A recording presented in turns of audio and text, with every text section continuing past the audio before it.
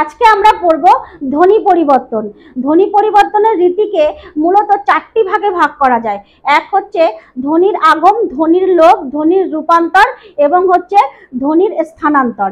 এইবার ধ্বনির এই যে পরিবর্তন, ধ্বনির পরিবর্তন কিন্তু স্বরধ্বনি এবং ব্যঞ্জন ধ্বনি দুটি ধ্বনির ক্ষেত্রেই কিন্তু আমাদের প্রযোজ্য। অর্থাৎ ধ্বনির লোপ, আগম, রূপান্তর, স্থানান্তর দুটি ধ্বনির ক্ষেত্রেই কিন্তু আমাদেরকে করতে হবে। ঠিক আছে, এবার আরেকটি কথা, ধ্বনির যে স্থানান্তরের কথা বললাম, বাংলা ভাষায় কিন্তু ধ্বনির স্থানান্তরের বিশেষ কিছু নিদর্শন নেই।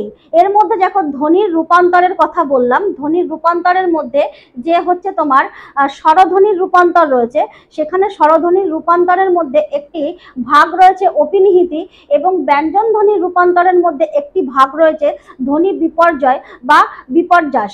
এইটি হচ্ছে আমাদের ধ্বনির স্থানান্তরের উদাহরণ, আর বিশেষ কিছু উদাহরণ কিন্তু নেই। যাই হোক, আজকে যে ধ্বনি পরিবর্তনের চারটি ধারা, তার মধ্যে একটি ধারা নিয়ে আমি একটু আলোচনা করব, সেটি হচ্ছে ধ্বনির রূপান্তর। ধ্বনির রূপান্তর তো দুটি ধ্বনির ক্ষেত্রেই হবে, স্বরধ্বনির ক্ষেত্রেও ধ্বনির রূপান্তর হবে, আবার হচ্ছে ব্যঞ্জন ধ্বনির ক্ষেত্রেও ব্যঞ্জন ধ্বনির রূপান্তর হবে। ঠিক আছে, তো আজকে আমরা ব্যঞ্জন ধ্বনির রূপান্তর পড়ব। ব্যঞ্জন ধ্বনির রূপান্তর কিন্তু আবার অনেকগুলো ভাগে বিভক্ত। আবার বলি, ব্যঞ্জন ধ্বনির রূপান্তরগুলি কিন্তু আবার অনেকগুলি ভাগে বিভক্ত। যেমন ব্যঞ্জন ধ্বনির রূপান্তর কি কি ভাবে হয় দেখো, সমীভবন, বিষমীভবন, স্বঘোষী ভবন, মহাপ্রাণী ভবন, অল্পপ্রাণী ভবন, নাসিক্যী ভবন, মূর্ধন্যী ভবন, রাকারী ভবন, রকারী ভবন, আর হচ্ছে তোমার সংকোচন, ব্যঞ্জন দ্বিত্ব। এগুলি সবই হচ্ছে আমাদের ব্যঞ্জন ধ্বনির রূপান্তরের হচ্ছে ভাগ। ঠিক আছে, যাই হোক, উদাহরণ বলতে পারো, ভাগ বলতে পারো। ঠিক আছে, এইবার আমি যে ব্যঞ্জন ধ্বনির ভাগের কথা বললাম, এতগুলো যে ভাগ রয়েছে তার মধ্যে একটি ভাগ হয়েছে, প্রথমে রয়েছে বললাম কি সমীভবন। আজকে সমীভবন নিয়ে আলোচনা করব, আবার একদিন বিষমীভবন নিয়ে আলোচনা করব। ঠিক আছে, সমীভবন কি আগে জেনে নিই। আজকে আমরা পড়ব সমীভবন। সমীভবন, সমীভবন কি সেটা আগে জেনে নিই। সমীভবন হচ্ছে শব্দ মধ্যস্থিত দুটি অসম ব্যঞ্জন ধ্বনির মধ্যে সমতা রক্ষা করার যে প্রক্রিয়া, তাকেই আমরা বলবো সমীভবন। আবারও বলি, শব্দ মধ্যস্থিত দুটি অসম ব্যঞ্জন ধ্বনির মধ্যে সমতা রক্ষা করার প্রক্রিয়াকেই আমরা বলবো হচ্ছে সমীভবন। এই সমীভবনকে আবার তিন ভাগে ভাগ করা যায়। হচ্ছে কি কি, যেমন হচ্ছে আগে সমীভবনের একটি উদাহরণ দিই, যেটি বললাম সেটা যেরকম ধরো, একটা উদাহরণ যদি দিই, উদাহরণ হচ্ছে কি, উদাহরণ হচ্ছে এক্সাম্পলের মধ্যে সৎ যুক্ত জন হয়ে গেল আমার সজ্জন। সজ্জন বর্গের জয় জয় ন। এখানে দেখো, এখানে কি রয়েছে, সৎ আর জন, এখানে সজ্জন হয়ে গেল। এই যে বর্গের জ একটি ব্যঞ্জন ধ্বনি, বর্গের জ হচ্ছে একটি ব্যঞ্জন ধ্বনি, তাই তো, আর খণ্ডের তাও হচ্ছে একটি ব্যঞ্জন ধ্বনি। এই যে বর্গের জ একটি ব্যঞ্জন ধ্বনির প্রভাবে খণ্ডের তা আরেকটি ব্যঞ্জন ধ্বনি কি হলো, প্রভাবিত হয়ে গেল। প্রভাবিত হয়ে তাদের মধ্যে সমতা রক্ষা করলো, দুটি জ হয়ে গেল, খণ্ডের তা পরিবর্তিত হয়ে গিয়ে বর্গের জয় রূপ নিল।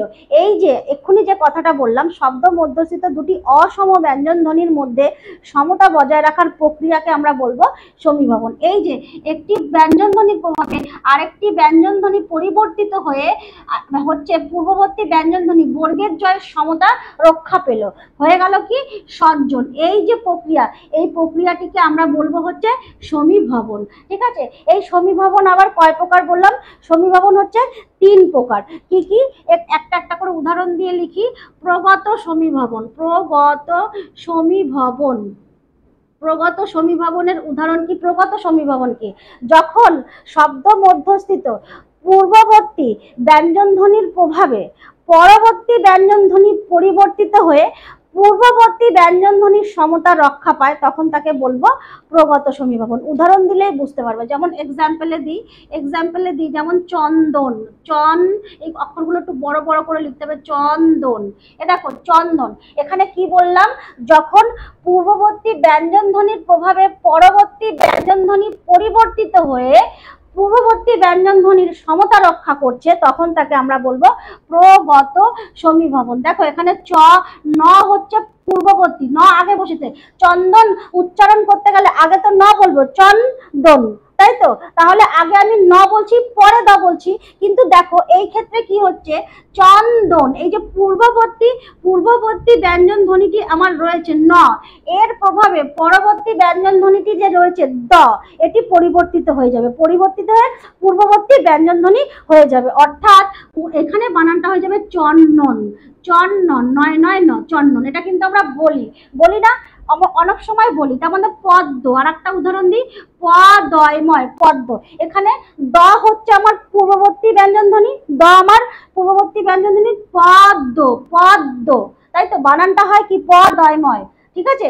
কিন্তু পূর্ববর্তী ব্যঞ্জন ধ্বনি দয়ের প্রভাবে কি হবে, পরবর্তী ব্যঞ্জন ধ্বনি ম, এই যে ম আছে এখানে একটা, এ পরিবর্তিত হয়ে গিয়ে হয়ে যাবে পদ্ম। আমরা উচ্চারণ করি কিন্তু পদ্ম, আমরা যতই লিখি না কেন পদয়ময়, পদ্ম বলি না, পদ্ম, এই উচ্চারণ কিন্তু আমরা করি না, আমরা বলি পদয় দয়, পদ্ম, ঠিক আছে? একইভাবে যদি আমরা বলি চক্র, চ কয়রা ফলা, এটা কি হলো, চক্র, চক্র হয়ে যাবে কি, চক্র, চ কয় কয়। তার মানে ক ছিল আমার পূর্ববর্তী ব্যঞ্জন ধ্বনি, আর র ছিল আমার পরবর্তী ব্যঞ্জন ধ্বনি। তাহলে কয়ের প্রভাবে পূর্ববর্তী ব্যঞ্জন ধ্বনি, কয়ের প্রভাবে পরবর্তী ব্যঞ্জন ধ্বনি র পরিবর্তিত হয়ে গেল, পরিবর্তিত হয়ে গেল হচ্ছে ক, কয় কয়, পক্ক। এরকম ভাবে বহু উদাহরণ আছে, আমরা করব, ঠিক আছে? আরেকটি যেটা দিলাম পরাগত সমীভবন, পরাগত সমীভবন একদম হচ্ছে তোমার প্রগত সমীভবনের বিপরীত, একদম উল্টো, একদম বিপরীত, অপোজিট, ঠিক আছে? এটা যেরকম পূর্ববর্তী ব্যঞ্জন ধ্বনির প্রভাবে হচ্ছে পরবর্তীটা পাল্টে যাচ্ছে, মানে প্রথমেরটার প্রভাবে দ্বিতীয়টা পাল্টে যাচ্ছে, এখানে হবে কি, দ্বিতীয়টার প্রভাবে প্রথমটা পাল্টে যাবে। তাহলে আমি বইয়ের ভাষায় যদি আমি সংজ্ঞাটা বলি, কি বলবো, শব্দ মধ্যস্থিত ব্যঞ্জন ধ্বনির হচ্ছে পরবর্তী ব্যঞ্জন ধ্বনির প্রভাবে যখন পূর্ববর্তী ব্যঞ্জন ধ্বনি পরিবর্তিত হয়ে পরবর্তী ব্যঞ্জন ধ্বনির সমতা রক্ষা পায়, তখন তাকে আমরা বলবো পরাগত সমীভবন, ঠিক আছে? আবার কি বললাম, কি বলবো, শব্দ মধ্যস্থিত পরবর্তী ব্যঞ্জন ধ্বনির প্রভাবে যখন পূর্ববর্তী ব্যঞ্জন ধ্বনি পরিবর্তিত হয়ে পরবর্তী ব্যঞ্জন ধ্বনির সমতা রক্ষা পায়, তখন তাকে আমরা বলবো হচ্ছে পরাগত সমীভবন। এর উদাহরণ দেখো কি সুন্দর, উদাহরণগুলো খুব সুন্দর। উদাহরণ হচ্ছে যেমন ধরো এক্সাম্পল কি আছে, হচ্ছে তোমার হচ্ছে গল্প, গল্প ধরো গ লয় পয়, দেখো গল্প, গল্প, আগে ল পরে প, তাই তো? আগে ল, গল্প, গল্প, এই পয়ের প্রভাবে ল পরিবর্তিত হয়ে গিয়ে হয়ে যাবে গপ্প। আমরা বলি না গপ্প শুনবো, এরকম বলি। আর একটা দেখো দুর্গা, দুর্গা, দুর্গা হয়ে গেল দুর্গা, দস্যু গয় গয় আকার, দুর্গা। কেউ যখন বাড়ি থেকে কোনো শুভ কাজে যাত্রা করে বা এমনি যখন যাত্রা করে, তখন আমরা কি বলি, দুর্গা দুর্গা বলি না, আমরা কিন্তু বলি দুর্গা দুর্গা। এইটা বলার মধ্যে যেন বেশি শুভ সংকেতটা আমরা পাই, তাই না? এইগুলো হচ্ছে আমাদের ভাষার একটা রীতি, ঠিক আছে? এইভাবে আমরা কথা বলি, দুর্গা দুর্গা, এটার মধ্যে যেন সেই মানে কি বলবো, বিশেষ যে একদম চিন্তা, সেটা যেন প্রকাশ পাচ্ছে না, সেই যে আবেগটা প্রকাশ পাচ্ছে না। কিন্তু দুর্গা দুর্গা এরকম যদি বলি, তাহলে মানে তার জন্য যে আমাদের শুভ চিন্তা, সেটা আবেগটা যেন বেশি করে প্রকাশ পাচ্ছে। একই রকম ভাবে যদি বলি কম্ম, এ দেখো কম্ম, কর্ম হয়ে গেল কম্ম, ক ময় ময়, কম্ম, ঠিক আছে? কর্ম থেকে কম্ম। একই রকম ভাবে যদি কোনো মানে নিষ্কর্মা লোককে কিছু বলতে চাই, তাকে তাচ্ছিল্য করে যদি কিছু বলতে যাই, ওটা তোমার কর্ম নয়, ঠিক আছে? এই তাচ্ছিল্য করাটা যেন তাকে একটু কম হয়। কিন্তু যদি তাকে এইভাবে বলি, ওটা তোমার কর্ম নয়, ঠিক আছে? এইভাবে যদি বলি ওটা তোমার কম্ম নয়, তাহলে মনে হয় কি, তাকে যেন এই কম্ম শব্দটার মধ্যে দিয়ে একটু বেশি তাচ্ছিল্য করতে পারলাম, ঠিক আছে? এইরকম একইভাবে ধর্ম থেকে ধম্ম, ঠিক আছে? ধর্ম থেকে ধম্ম, ধময় ময়, ধম্ম, ঠিক আছে? এইগুলো আমাদেরকে মনে রাখতে হবে, ঠিক আছে? আমরা বলি না তোমার ধর্মে সইবে না, তোমার ধর্মে সইবে না, এটার থেকে যেন তোমার ধর্মে সইবে না, এইটা যেন বেশি অভিশাপ বলে মনে হচ্ছে। তো ঠিক আছে, যাই হোক, এইগুলো হচ্ছে আমাদের ভাষার প্রয়োগের ব্যাপার থাকে, ঠিক আছে? এবার কি আছে 3 নম্বরে, কি আছে, অনন্য সমীভবন, অনন্য, অনন্য সমীভবন। এই অনন্য সমীভবনটা ভীষণ ইন্টারেস্টিং।